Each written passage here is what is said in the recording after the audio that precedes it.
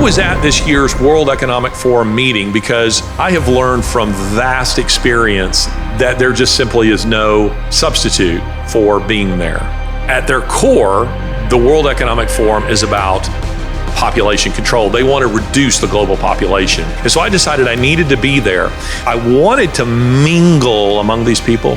I wanted to see what those people are about. Who are they? And because they just assume that I'm a WEFer like everybody else, they talk quite openly. They never say things, they never use words like, say, kill. Ladies and gentlemen, I've read Klaus Schwab's books. The carbon they want to reduce is you. You're the carbon they want to reduce.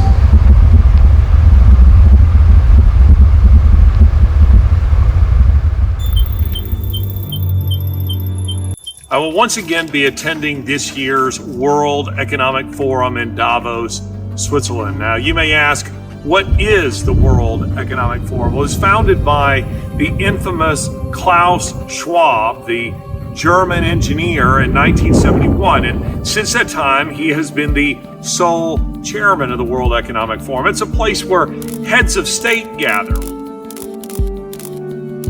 It is the global center of corporate fascism.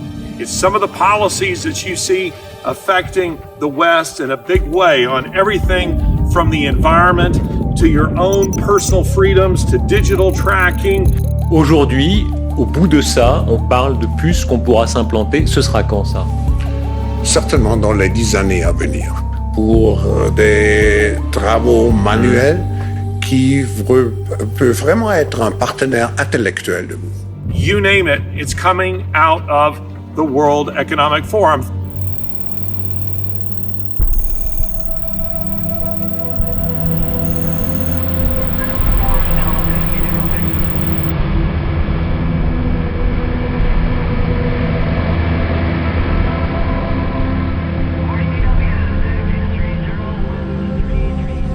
I'm in Zurich, Switzerland now, after a very long trip. I had about a 7-hour layover in London after a flight to Amsterdam was canceled, and so it took me a little while to get here, but here I am, and I am now in a taxi on my way out to the WEF. There's nothing going on this evening. I'll just grab a hotel. It's about 20 degrees here, and there's a light snow, but my driver here, he knows what he's doing. So we'll be in touch tomorrow. Going to get a good night's sleep tonight. Up early, getting sleep. Gotta get going anyway. Let's take a look out at the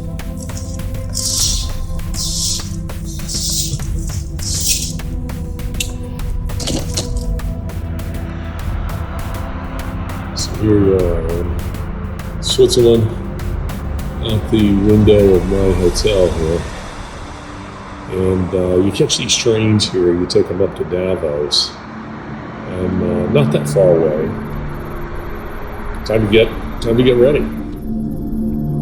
Last year there were, let's see, 116 billionaires, about 50 heads of state, 600 CEOs of major corporations, and about 2,700 others. And I would say the numbers are even higher this year. So if you're of the opinion the WEF is irrelevant, then you would be mistaken, because they have enormous influence on governments around the world. Indeed, Schwab likes to brag that they have penetrated governments around the world.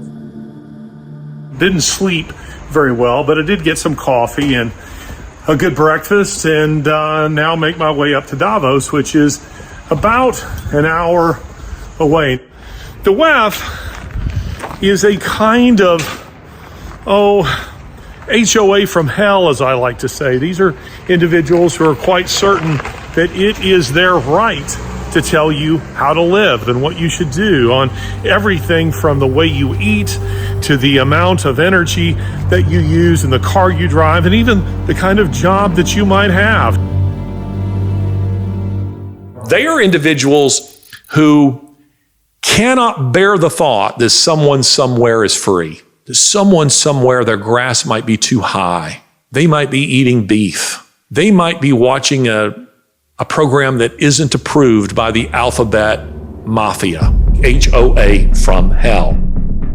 The kind of perspective that I want to give you is a little different from perhaps what others are doing. 70% of the WEF is online. You can watch it yourself. So what we're doing is we're taking a look at what's taking place away from the major sessions and just engaging with ordinary people. I mean, honestly, it's almost like they were trying very consciously to model their organization after Spectre, after Bond villains. You know, this reminds me, Klaus Schwab, you know, even kind of looks like Telly Savalas on Her Majesty's Secret Service. And Aleichem has his Alpine fortress. And that's where we're going. You notice the traffic is getting a little thicker. The automobiles are getting a little bit nicer as we get closer to the WEF. Right now, making our way up the mountain to Davos, and we are going through a security checkpoint here because you have more than 60 heads of state at this particular event. Now, the WEF, again, it is a global gathering of pretentious pricks. I mean, that really is what it is. As I say, the HOA from hell. These are people who are all sure that they have the right to tell you how to live. Yeah, we're about to go through the checkpoint right here, right now, but we're making our way up the mountain. We'll be there in just a few minutes. It should be a very, very interesting day today. Today, it's my intention to engage with just WEF attendees. Now, why would I do that? Well, because those are the people who are really buying into what is being sold here at the World Economic Forum. They pay enormous sums of money to be a part of the WEF. You have to be a member, and then you have to pay conference fees, and those can get up well into six figures to do something like this. Now, of course, I'm not doing it. I just show up and I walk into places like I own them, and so far that's worked for me. Now, how long that will hold out, I don't know, but as I say, just sheer audacity can often be a replacement for a lack of money when your pocketbook just simply isn't up to the task. So we're working our way up the mountain. We'll be there here shortly, and I'll try to update you as soon as I can. I just was rejected from one of the buildings that I tried to enter. You know, typically you can bluff your way into almost anything. Simply, this is a little pro tip for you. By acting like you are meant to be there. It's amazing how many places you can get into, but on this particular occasion, the place is so full, they're rejecting everyone from getting inside. Doesn't matter. We're still going to achieve what we came here to do.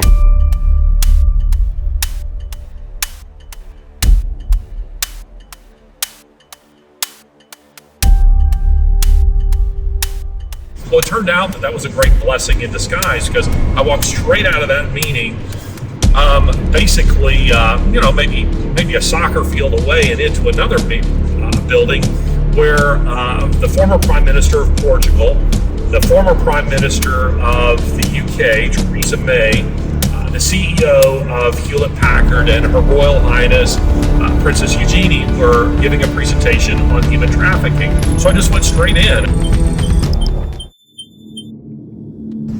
I'd like to welcome you on behalf of Gold's House, who of course are a diverse community of listeners, political leaders, activists, NGOs and entrepreneurs who come together at significant global moments throughout the year with the mission of driving progress to achieve the UN Sustainable Development Goals by 2030. Some of the details of what it's doing, but its prime aim is to raise the political momentum. As John says, to get the sort of people who are here in this room, but here elsewhere at Davos, to recognise that this is an issue they need to pay attention to. They need to ensure they've got the legislation. Companies need to take action, because the only way we're going to eradicate modern slavery is by working together. I went straight up to Theresa May and introduced myself and was able to ask her a number of very pointed questions, not rudely, but substantive questions about her presentation. I understand you ran into a Theresa May. She seems familiar. I think she was prime minister for about 22 minutes once, not that long ago. And you had an opportunity to speak to her. I sat and listened to a lecture on human trafficking from Theresa May and others.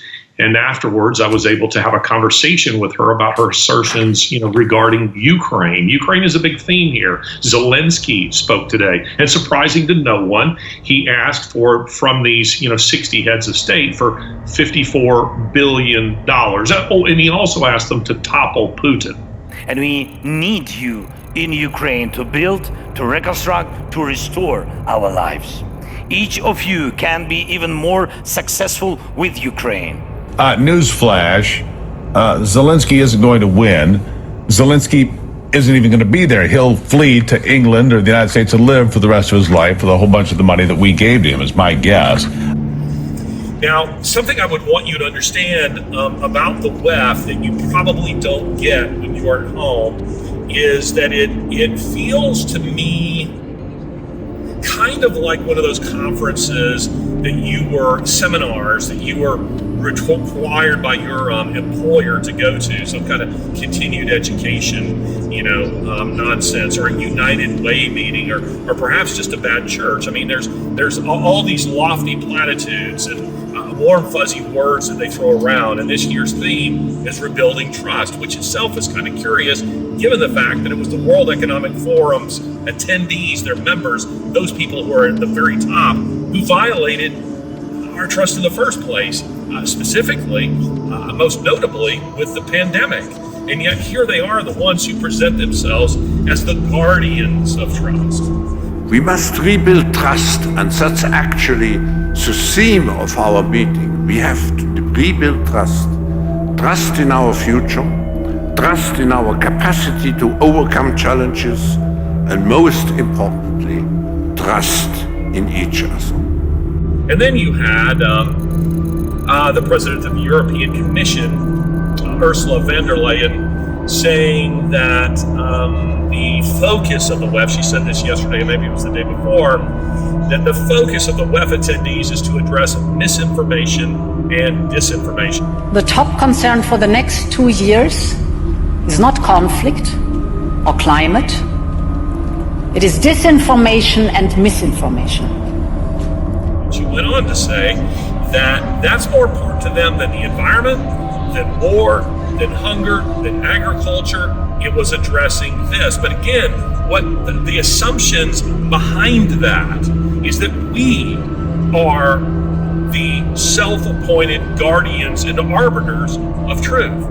The left has sort of been emphasizing the notion that truth is relative, that you cannot assert absolute truths. And yet suddenly that relativism of the past several decades appears to be chucked out the window, and the left is now asserting that this is true, basically what we say is true, what they say is true, and any rival view is either misinformation or disinformation. Yeah, exactly, Dinesh. I think they still are in the business of relativizing truth, all truth except those that are important to them. So the result is that they've recreated, in a sense, the Roman pantheon. You can believe what you want to believe. Hey, we'll put your gods in our God Hall of Fame. Yeah, you can worship that too. They want to relativize everything, but everyone must worship the state. That is to say, the super state that they would create, the globalist vision which they have cast for themselves. And so it was in Roman times, of course, as you well know, relativize all truths, but everyone must acknowledge the absolute truth of the state. And see, they see themselves as the arbiters of truth. I mean, for the president of the European Commission, Ursula von der Leyen, to say that they're addressing misinformation and disinformation, which in and of itself is Orwellian doublespeak, it also implies that they're the arbiters of truth. I mean, we're the ones who will decide what is truth. And, they're not about the protection of free speech. They see free speech as toxic, but they want to protect their own free speech. What they're really taking aim at in this case is social media, not just any social media, because they're all controlled by WEFers, with the exception of Twitter. They want to shut it down. They want to shut down people like me, and they're already doing it in a number of ways that I won't get into here, but it is important that you get on our mailing list so that we can communicate with you independent of any other social media platform. That will make us uncancelable. So we need you. We really, really need you to do that. But the WEF, I say again, it's like going to something that your employer would require you to go to. Way back, when I was in the academic world, I would be sent, once a year, you have to go to some kind of seminar that would be about some kind of topic like, let's say, finding commonality, celebrating diversity. That was one that I remember attending some years ago. It was complete nonsense. But again, you have the lofty slogan. So rebuilding trust is one of them. Another one, sort of a sub-slogan or theme of this year's WEF was, it's transparency, accountability, and consistency. All things that they don't do. I mean, there's no accountability for these people. They're absolutely, I've never seen anything like it when elected officials, and many of these people are elected, many of them are not.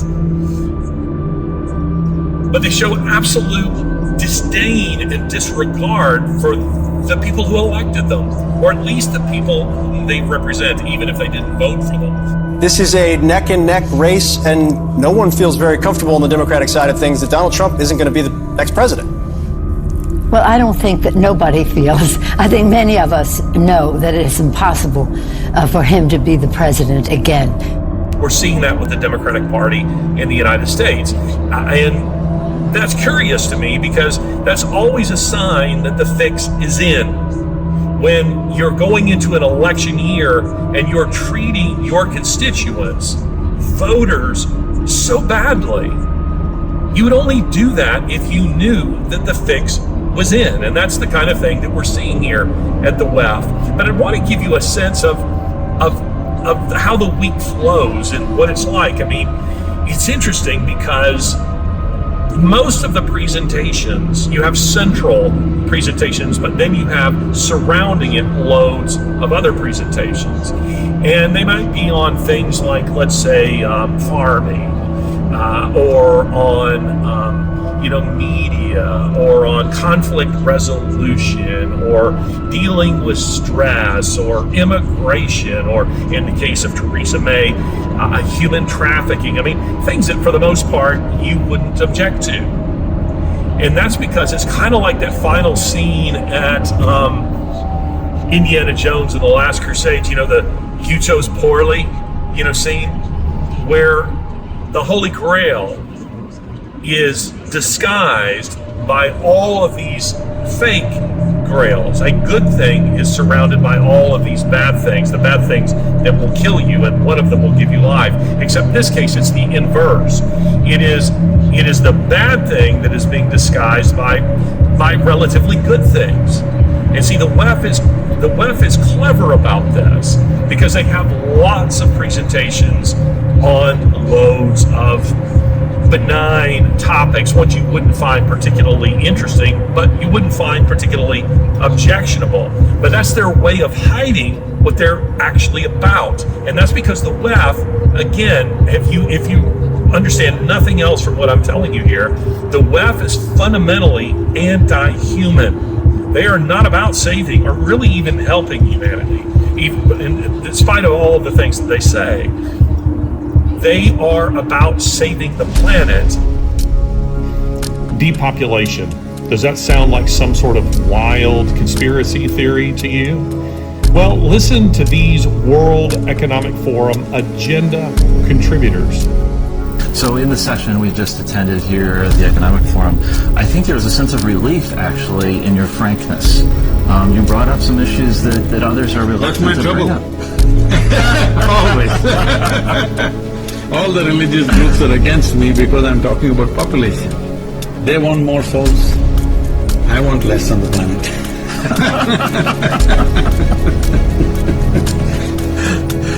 It may look like there are many problems, But actually there's only one problem. We are nice, but we're just too many. This we need to understand.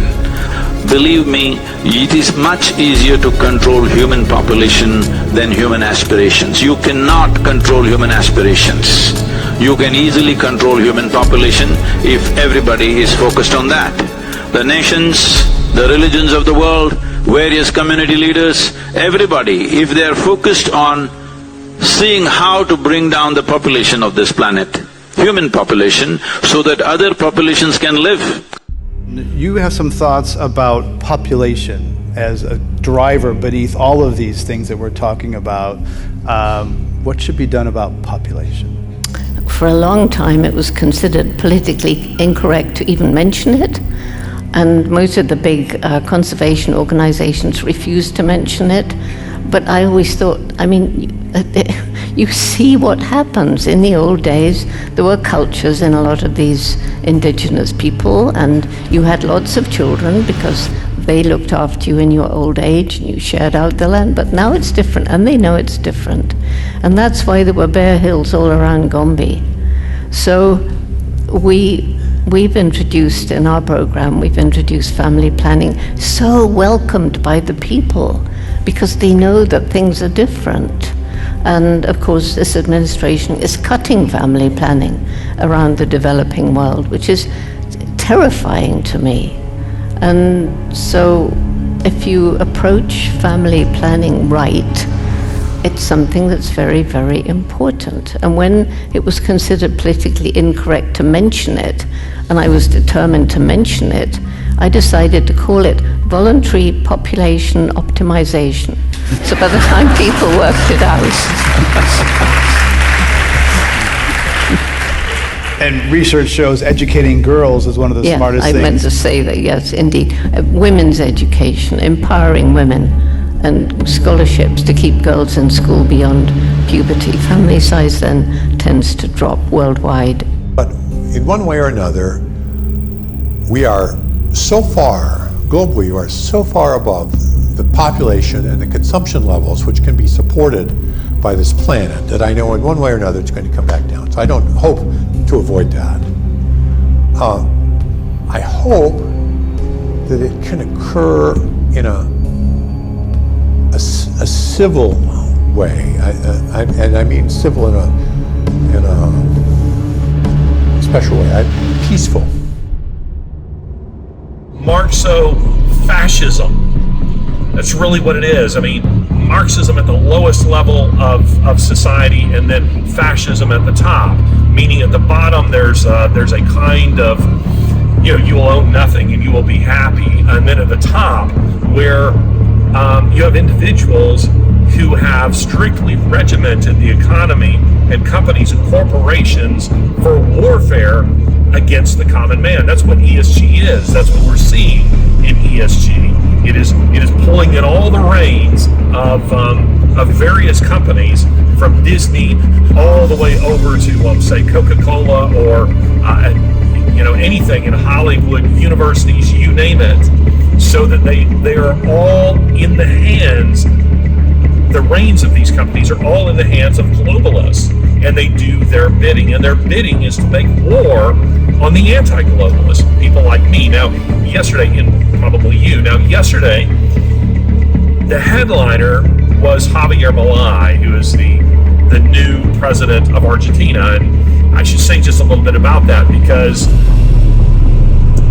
people are wondering, well, first of all, why would he go? Well, if you get the invite to go and speak to these elitist pricks, I would urge you to go. You definitely should go. Try to get in front of them. Give them a piece of your mind. And that's exactly what he did. And of course, we are all eager to listen to you. And again, a very cordial welcome to the World Economic Forum.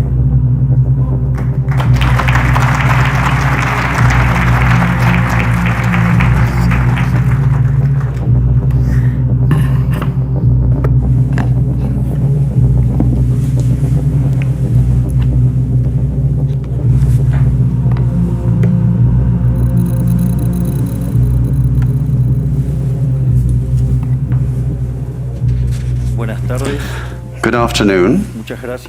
Thank you very much. Today, I'm here to tell you that the Western world is in danger. And it is endangered because those who are supposed to have to defend the values of the West are co-opted by a vision of the world that inexorably leads to socialism and thereby to poverty. Unfortunately, in recent decades, motivated by some well-meaning individuals willing to help others, and others motivated by the wish to belong to a privileged caste, the main leaders of the Western world have abandoned the model of freedom for different versions of what we call collectivism. We're here to tell you that collectivist experiments are never the solution to the problems that afflict the citizens of the world. Rather, they are the root cause. Do believe me, no one better placed than us, Argentines, to testify to these 2 points. Some people have suggested silly things like he's controlled opposition or something like that. I think that's complete nonsense. Malai, interesting. You know, he's an economist, and he's a guy that they alternately portray as a nut job and a clown and a demagogue of some sort. I don't think he's anything of the kind. True to his populist roots, he flew to Davos, or rather to Zurich, I'm sure, on a commercial airliner. So here he is, you know, taking selfies with, you know, just your average passengers, you know, on this particular plane. And then he went and he gave his presentation. He treated it with the solemnity of a statesman, but he basically told them, look, you guys take your globalist, elitist policies, which, by the way, history has shown, wrecked half the world and now threaten to wreck the other half of it.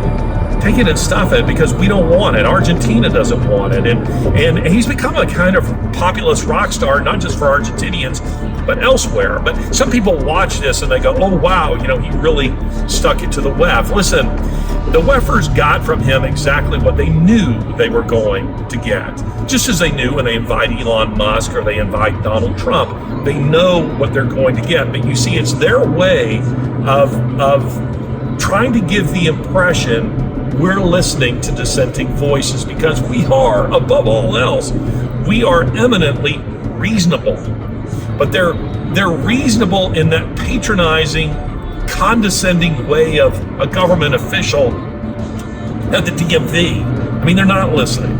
If that's point number 2. If you get nothing else from what I say here, the WEF is fundamentally anti-human, and secondly, they are listening to no one but to each other, which is to say that they're just simply, you know, in kind of a vacuum.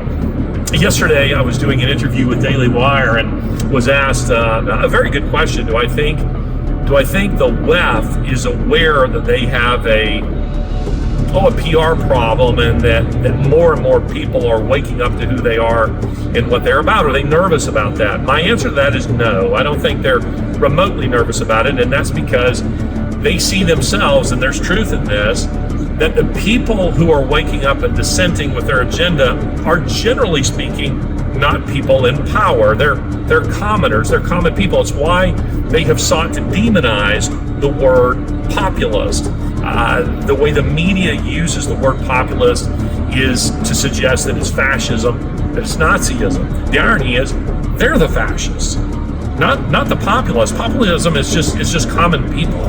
It's just a movement, a grassroots movement of common people. And that can be good or that can be bad. That can be rioting or that can be the American Revolution. You know, so it's a mixed bag, but it just simply means a movement of ordinary people. And guys like Giorgia Meloni in Italy, women, I should say, like her, Javier Milei in Argentina, and Donald Trump all represent populist movements, and there are others that are taking place around the world. I mean, as I speak, in all over Europe, you have an uprising of farmers who are standing up and saying enough is enough. It's like the Canadian truckers. It's like January 6th, which has been mischaracterized as some kind of riot in an attempted insurrection, which of course it wasn't. It's just people saying, listen to us.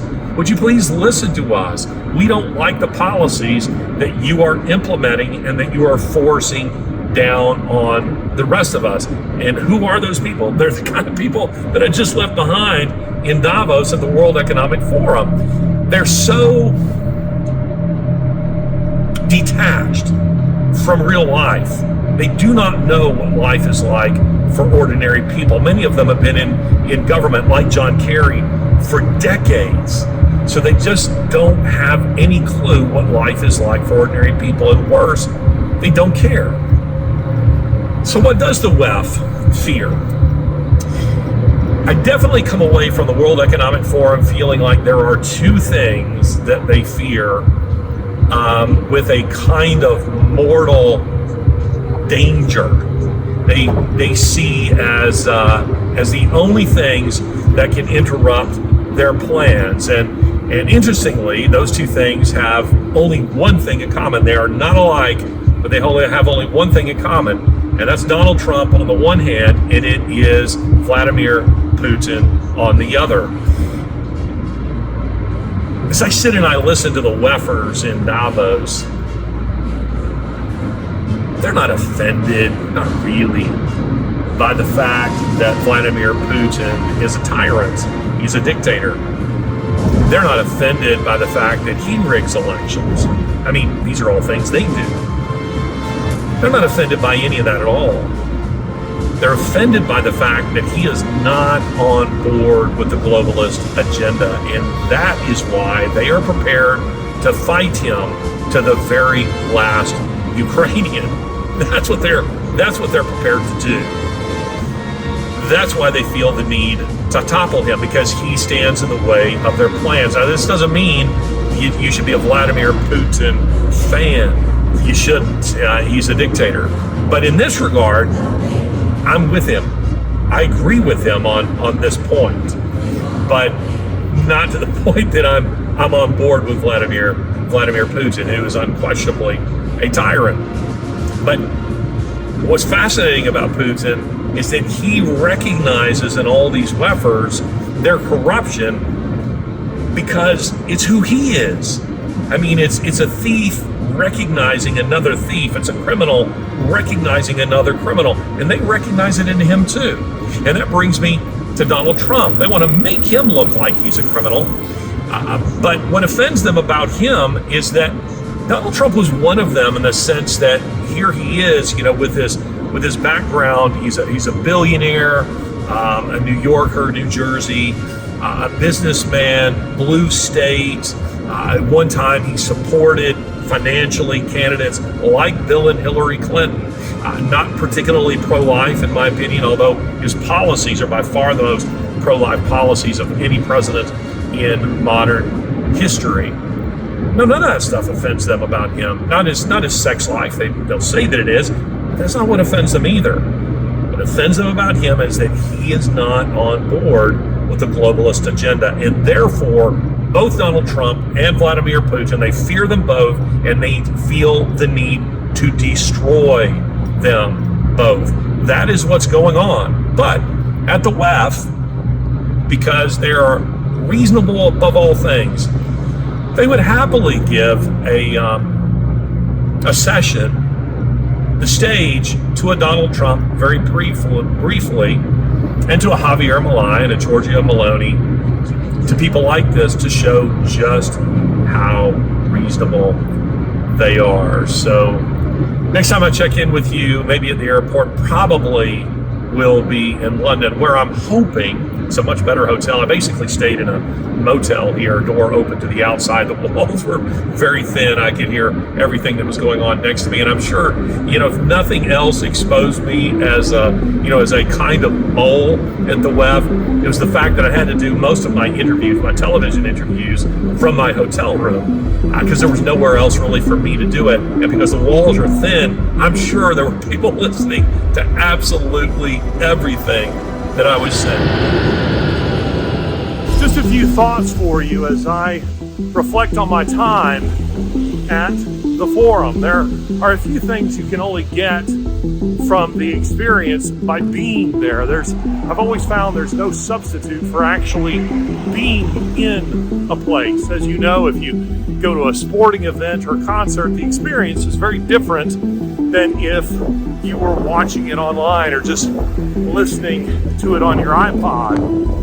Well, in the case of the World Economic Forum, one of the things that you certainly cannot get from watching it online is the fact that the forum has a kind of quality that, to me, and some will say that this is an extreme comparison, but you have to be there, that to me feels a little bit what I imagine the Nazi rallies in Nuremberg must have felt like in the 1930s. I mean, it has the same kind of, worshipful neo-pagan ethos. You know, doing my interview with Dinesh D'Souza, he was asking me, what is the ethos like? Well, it is a shared one, and it's pagan in nature, and it's completely unified to the point that it's almost like Stepford. It's as though no one really questions the agenda. They've all bought into it on everything from vaccines to depopulation to the end of industrial farming, all of it. And I find that very unsettling, because there needs to be people who are asking the hard questions and who are very seriously evaluating what's going on there. And it feels to me like almost no one really is. Now, I should say that there are others there, like, say, Rebel News, and I really appreciate their work. Now, their approach is exactly the opposite of mine. They want to make their presence felt as strongly as possible at the forum. Their harassment of John Kerry was just simply awesome. I loved it. Now, for my own part, I want to go essentially unnoticed at the forum. Excuse me, ladies. And to move really unseen among them, then I might really question the agenda. But that's not an easy thing to do at a place like Davos. Running across Piccadilly.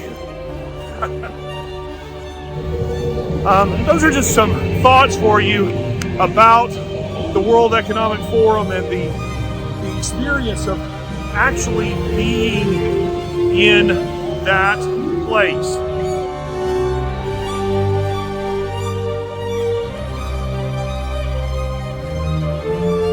I want to thank those of you who are listening or watching, who are supportive of my work. You make these things happen.